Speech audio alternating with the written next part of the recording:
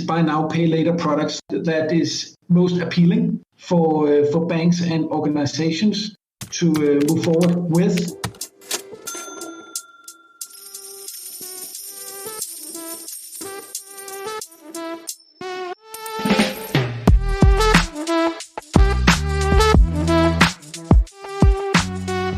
Welcome back to How to Lend Money to Strangers, the podcast about lending strategies around the world and across the credit lifecycle. Today I'm speaking to Jakob Færgeman, Principal Consultant at Experian in the Nordics. Jakob is a specialist in digital optimization, regulation risk, and customer management, and has a passion for consumer finance in the Nordics. For a long time, when we thought of the Nordics, we might think of furniture and design and architecture, not consumer finance. But as fintechs have brought new digital models to the fore, that's changed.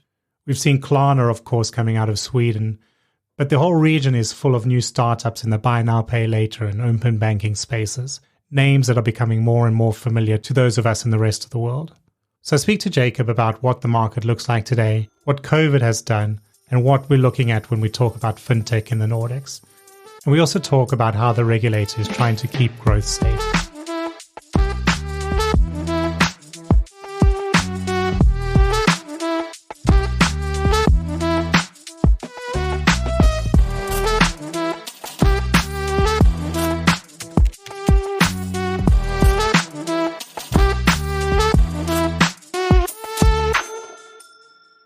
Maybe what we could just do as a start, Jakob, if you wouldn't mind, could you introduce yourself and your role at Experian in the Nordics? Absolutely. Fantastic.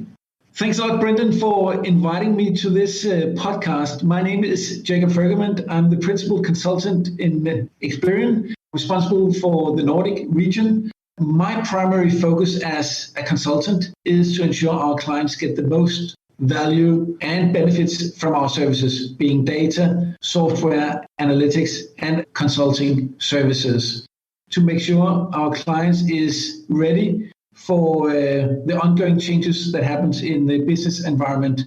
And particularly during COVID-19, we saw a lot of changes in the market, both from a regulatory perspective, but also enhanced digitization of banks and consumer presence. Thanks, Jakob. Now, we all know that Danish homes are famously happy and famously cozy, but are consumers paying the mortgages on those homes? Are they paying their credit cards? Could you maybe give a quick overview of what the consumer credit landscape looks like in the Nordics? What products are popular? What does risk look like? Things like that. Yeah, a great question. Because I think one thing is important to address is that Nordics, for this conversation, is four markets primarily. It's Denmark, Sweden, Norway, and Finland. And they are four different markets, both culturally, but also regulatory-wise, data presence-wise, which has impacted also the way banks operate in the different markets. So if I can also just put a few words on the maturity of banks across Nordics, they have quite a good footprint in terms of being digital with net banks, being able to transfer money to one another between the customers at banks.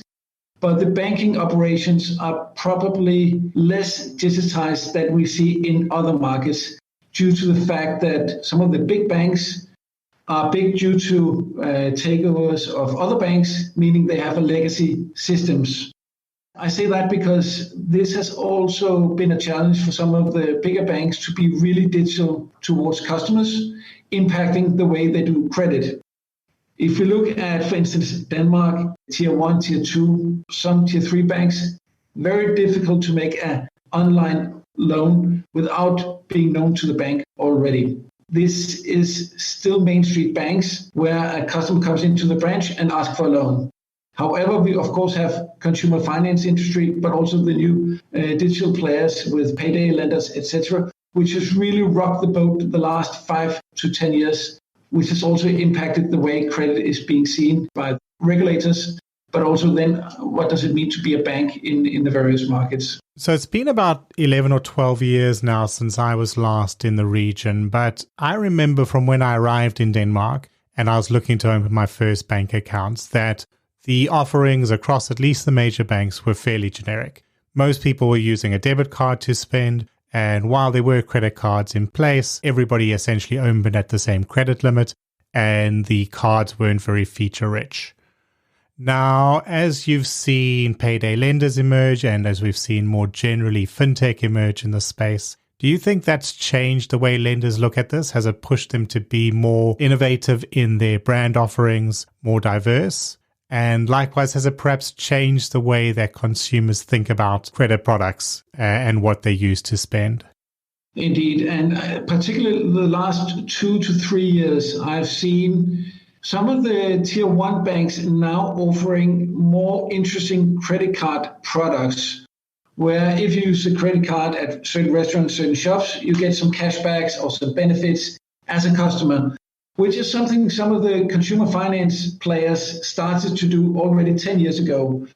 We had a bank like Bank Norwegian, a consumer finance provider with credit card and consumer loans, which actually originated from an airline where you got the bonus points using the credit card from Bank Norwegian, and you could get some bonus points and some cashbacks on that.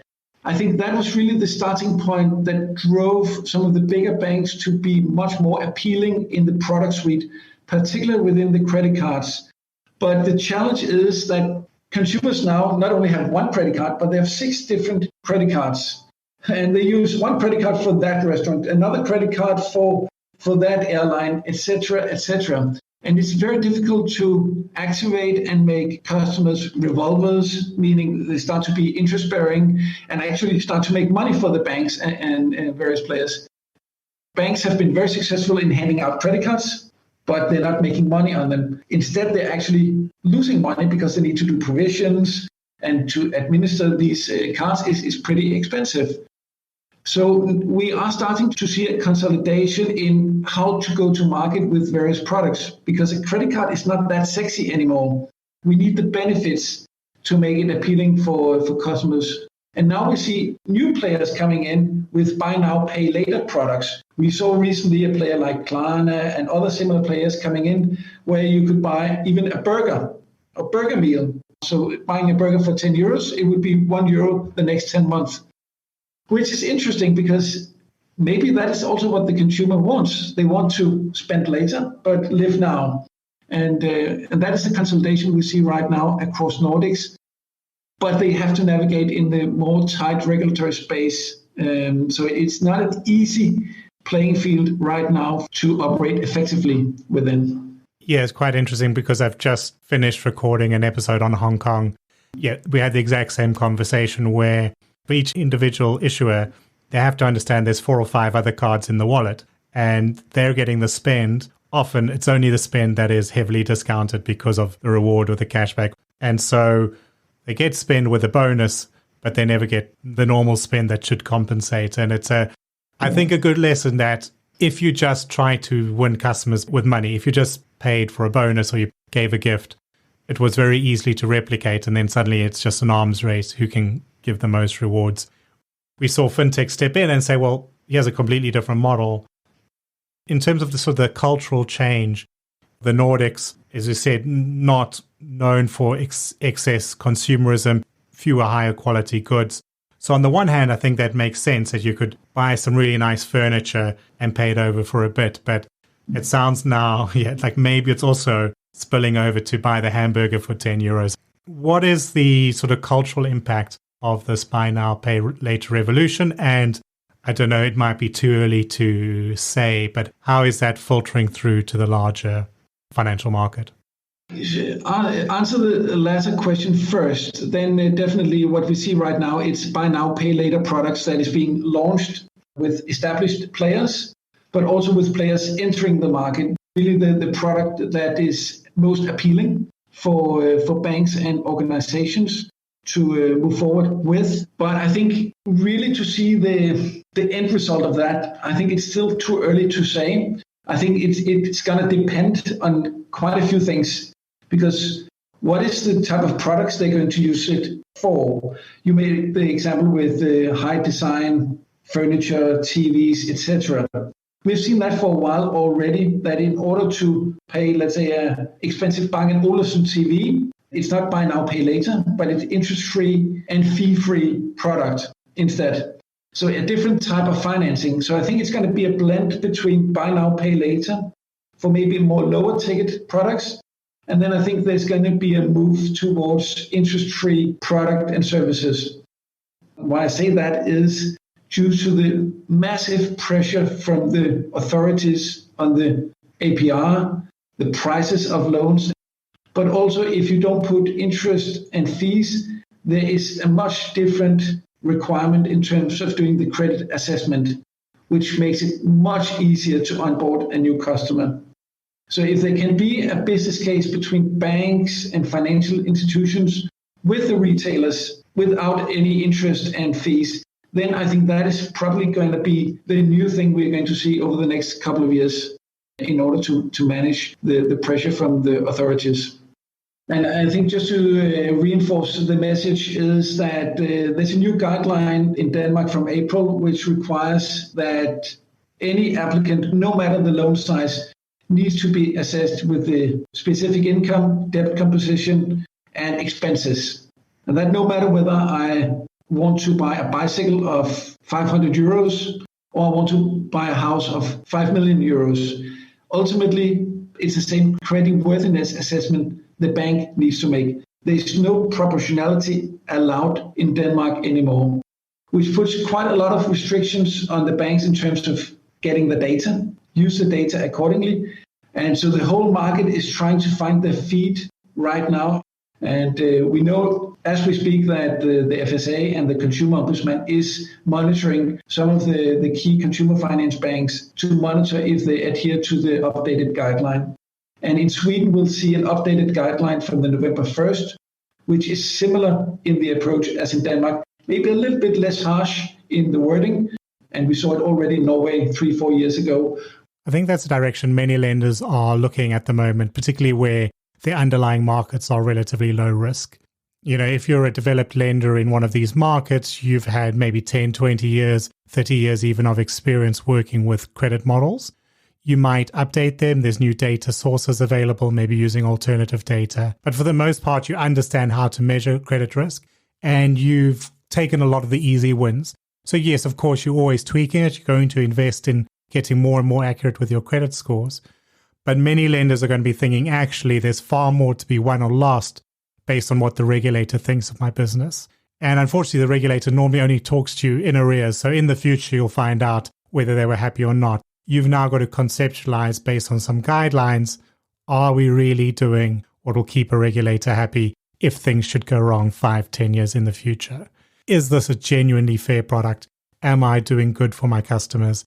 Am I checking affordability in a way that's meaningful rather than just ticking a box? That discussion is far more important for many lenders than, okay, I can save you a basis point here or there on delinquencies. It sounds like that's also the thinking that lenders in the Nordics are doing now. Absolutely. It is really to be able to prove that they do what the regulators want them to do. And in order to prove that, they also need to use the new data that has become available in Europe, particularly with open banking data. Open banking is still to be explored as a really useful tool in the credit evaluation day-to-day operations. I think all banks are connected, but are they actually using it actively as a credit assessment tool? They're not really using it to do a better credit risk assessment. They're doing it to be compliant. But I think those banks who can start to use open banking data and other third-party data, alternative data, can really be a differentiator and make more accurate decisions, hence also make more accurate pricing and be more profitable as organizations. First, let's comply, but then let's use that data and information in the most optimal way.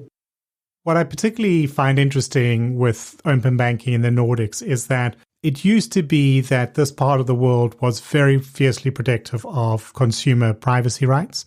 And consumers in general were somewhat reluctant about the idea of masses of their data being stored in things like credit bureaus. So pushback against things like full comprehensive credit bureaus. But now, although open banking tends to have even more data fields, even more personal data involved in it, we're actually seeing some global open banking innovation coming out of Denmark, coming out of the Nordics. And I wonder if that's got to do with where the control sits. So in the old model, it would be lenders speaking to the credit bureau without direct involvement from the consumer, whereas now it's the consumer who decides when their open banking data gets revealed, who it gets revealed to, how often they get to see it. Do you think that's maybe why we're seeing more openness to this concept? Or is it more of a generational thing? I haven't been there for 10 years. Is this just the fact that in today's world, everybody is a lot comfortable with data being stored and data being used in financial decisioning? Yeah, indeed. And I think you're spot on with the culture and what the markets are used to. In Sweden, they also have massive data available that is very, very useful in the credit assessment. Whereas in Denmark, Finland, and Sweden, the data is much more scarce and much more oriented to negative data, having a payment remarks, having a verdict of not being able to pay your bills. Fortunately, around 8 years ago in Denmark, we are allowed to have positive data. And this was actually driven not only by Experian to use it for credit assessment, but actually from the consumer finance industry, because they realized that during the financial crisis in 2008 and 2009, that not being able to see the full picture of a person's economy is a massive blind angle in the credit assessment.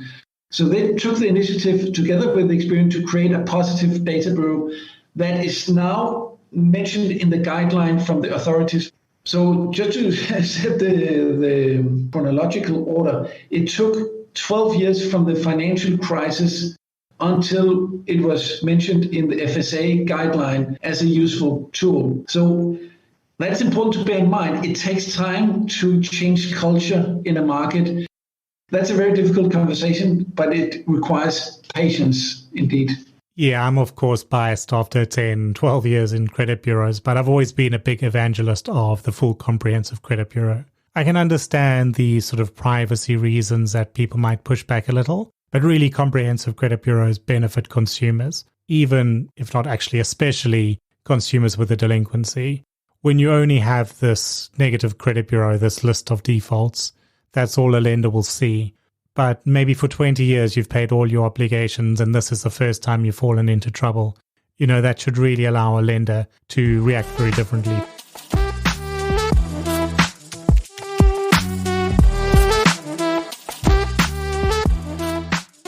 Now, you mentioned it in your introduction, and as you said, I've worked in the region, so this shouldn't have been as big a surprise as it was, but I was quite surprised to hear just how different the four markets in the Nordics are. We sort of think of them as a single block and expect them almost to operate as such.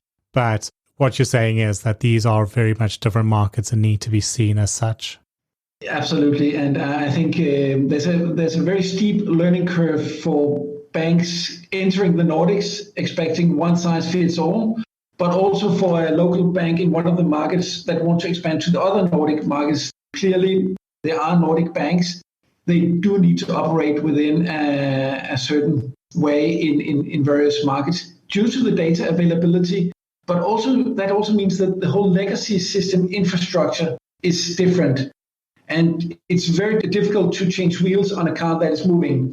And that's also why we see some of the bigger banks. We have seen the case with Danske Bank in the media last year on the collection side of things. It is very difficult to manage old legacy systems and update them so they are state-of-the-art solutions, providing great customer experience, lean internal processes, etc. It's not a trivial exercise, and that is really something some of the banks are trying to manage much more than they did maybe 5-10 years ago, but because they've realized that a new player coming in with a very solid platform, they can potentially take market share. I think this gets to another interesting storyline coming out of these smaller markets. Last week, I spoke to Francis in Hong Kong, and this echoes that. And I think some of the fintech we're seeing from places like Australia too, where you used to have geographically limited customer bases. So say 10, 20 years ago, if you were an innovator in the retail banking space, the retail credit space, in Denmark, you had 5.5 million consumers. Norway, 5.5 million consumers to aim at. Finland, 5.5 million consumers. Sweden, a little bit bigger, but still, even if you added that whole block together, 25 million consumers. It's not a massive customer base, particularly when you take into account the amount of localization you have to do.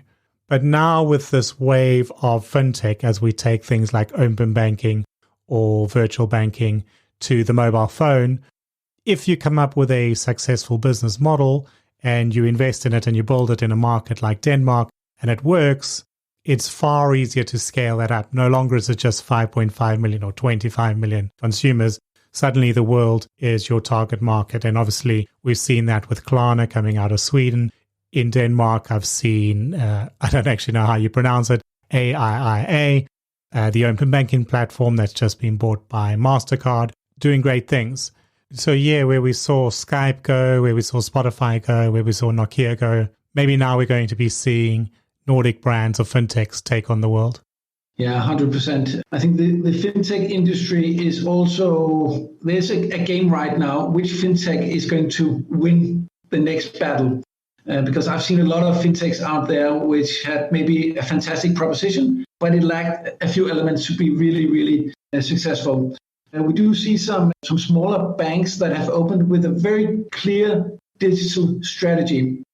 They have been very successful to attract customers with a very strong marketing campaign, very visible in the media, very visible in the streets, etc. What I do think in order for them to be successful, they need to make sure that the bank is not only marketing colorful websites and apps, but they also need to make sure they integrate the risk policy, the credit risk policy. So for instance, if their strategy is to attract young customers, then make sure that your credit risk strategy allows to onboard young customers. It sounds very trivial, but I have seen examples over the last couple of years where there's been a complete disconnect between the two. It's unfortunate because millions of euros have been spent on great campaigns, but they haven't been able to onboard a lot of customers in that space, which is due to either data collection has not been good enough or the way they do the risk policies. No, it's definitely worth calling out because, as you say, it should be obvious, but it's not. And I've had a very similar situation. I was doing a project for a high street bank whose branding pitches them as the bank for the professionals. As such, they had a relatively high income cut in order to open an account with them. So no matter what your credit profile was like, if you weren't earning over a certain amount, you wouldn't get a card.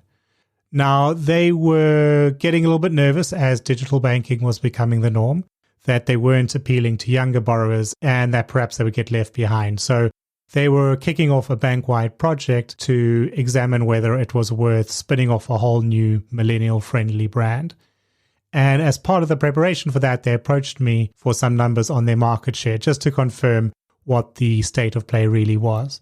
So I pulled some numbers and at first glance, sure, their market share among millennials was far lower than it was amongst older borrowers. But as soon as I added the layer of income, it became very obvious that the problem wasn't that millennials weren't opening accounts with them. It was that millennials didn't earn enough money to open accounts with them. Because as soon as I applied their income cutoffs, above that point, their market share was great. So they didn't necessarily need a new brand. They just maybe needed to spin off a product for younger borrowers with a lower income cut. So if you're under 25, if you're under 30, and you earn X amount, we'll give you the products. Or maybe if you've graduated at this university with these degrees, we'll give you the products. So yeah, if you want to attract 22-year-olds, you've got to be realistic about what a 22-year-old looks like. They're not going to earn as much money as a 44-year-old. They're not going to have the same credit history as a 44-year-old. And they may be a little bit more risky. And you have to accommodate all of that before you do the marketing, which luckily in my case they had. This was pre-launch, but still the point stands that you need the whole organization, as you said, to be aligned. Otherwise, marketing's efforts are going to be wasted by credit models that haven't been updated. That said, it is still very hard for a bank to do this. It's not necessarily in the DNA of the organization to go fully digital. It's also challenging in that a lot of these fintechs aren't making profits and a bank has to make a profit. You have very different investors in a bank. So pension funds are sitting there wanting their steady, stable return, whereas investors in Klarna can take however many years of losses in search of that future big win. And so you could find yourselves chasing after customers in non-profitable spaces. So that's why I think we do see many banks sitting a little bit on the sideline, obviously moving in that direction, building acceptable experiences, making things digital, but waiting to see which of the fintechs do win that battle you spoke of. And now, of course, there's also the pressure from the regulators or the public in general about what is the greater good. And I'm not sure that it's as obvious as the headlines make out. In the UK, we see a lot of headlines about buy now, pay later being a tool to expand consumerism and maybe to chase people into unsustainable debt. But I can also see an argument against that where with a credit limit on a credit card, there was always that joke that consumers would see that as a target. You don't have that in buy now, pay later. And psychologically, every time you make a transaction with buy now, pay later, you're subjecting yourself to the possibility of being declined. So I could even see some arguments saying that buy now, pay later is better in some regards for consumers on that front. But you are going to get those cases where someone's putting a €10 hamburger onto an annual payment. And again, amongst these sort of unknowns where we don't quite know where public opinion will fall, we don't quite know where the regulator's opinion will fall, fintechs have a little bit more leeway. Their job is to test boundaries, but the banks can't do that. Their reputation risk is too high. So that's also something that's pulling back the banks. Your point is interesting because I think there's a fundamental question to be answered by the banks in terms of what is the success criteria. It sounds basic. Is it profitability or is it growth in terms of customers? And I think that question will really determine when the market will be consolidated. Because I think it's not really profitability right now with certain players. It's growth in terms of number of individuals in order to be able to sell the bank or institution to someone else. In Nordics, we have seen a lot of aggressive consumer finance providers, but in Norway particularly, that want to expand very fast and then be sold to be consolidated elsewhere. But that market is very mature right now. It's not possible anymore to do that trick. So the regulators are trying to stop it by putting some pressure on the affordability calculation.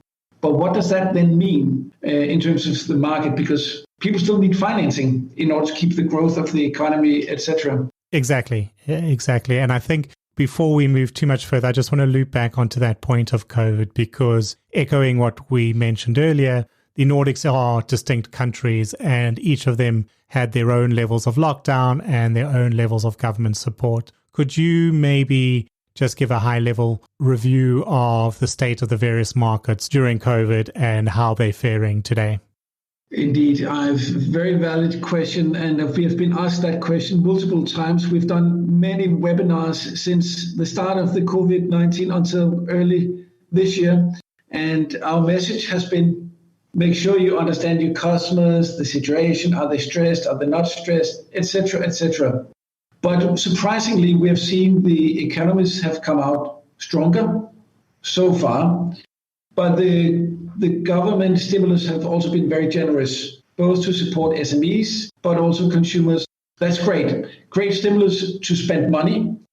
What that has meant is that we are buying other new houses, new summer houses, doing a new kitchen. So the whole economy has grown quite significantly. And there's still a bill to pay. Someone needs to pay the bill.